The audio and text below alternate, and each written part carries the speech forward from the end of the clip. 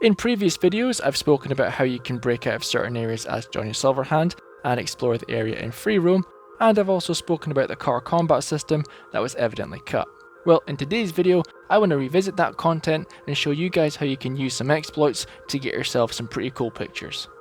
My name's Mike, you're watching Deconstructing the Game. Let's get to it.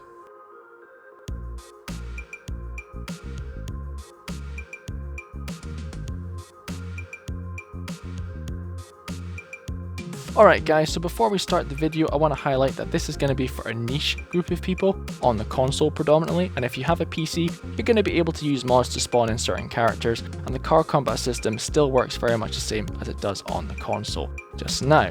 But if you're on a console, you might want to use this if you want to get some really cool pictures and unique wallpapers for, say, your PC or anything like that. There are a couple of minor details I did discover about the car combat system that I neglected to mention in the other video, so if you want to stick around for that, you're more than welcome to. So in the mission Never Fade Away, you play as Johnny Silverhand. Now in this mission, there's an exploit where if you ignore the Arasaka enemies, you can hop over the fence and access Night City in free roam, allowing yourself to get some pictures as Johnny Silverhand.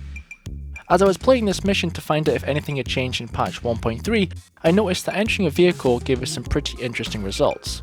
If you find a vehicle that's just stationary within Night City, you can enter it, and so does Rogue and the Nomad. In fact, they both enter the passenger seat at the same time, and if you engage in combat with police officers or gang members, they actually shoot out the window and attack, and they're pretty good, they actually do some decent damage. Not only that, but deciding what type of vehicle you drive actually dictates what kind of weapon they use out the window. If you use a small vehicle like a sports car or something, they'll use a pistol, but if you use a large vehicle like an SUV or a truck, they'll use a rifle. This is quite interesting to me, and it highlights that the vehicle combat system was actually further along than I initially thought.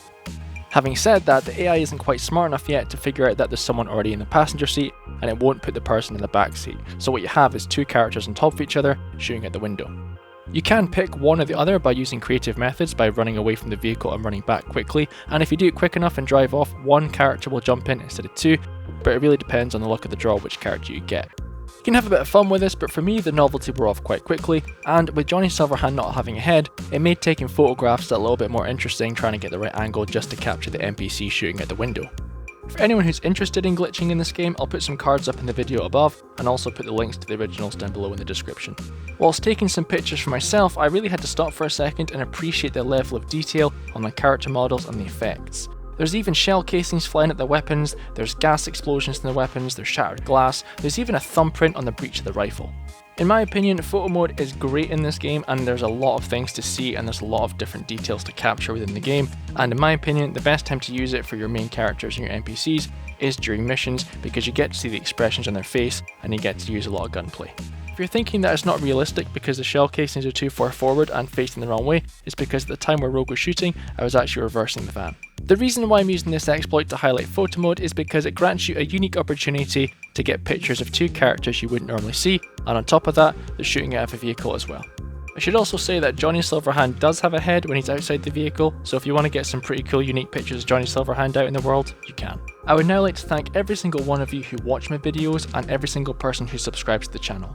At the start of the lockdown, I never thought this channel would gain 1,000 subscribers by the end of the year, and now we're approaching 3,000. So thanks every single person who subscribes, and thank you all for watching.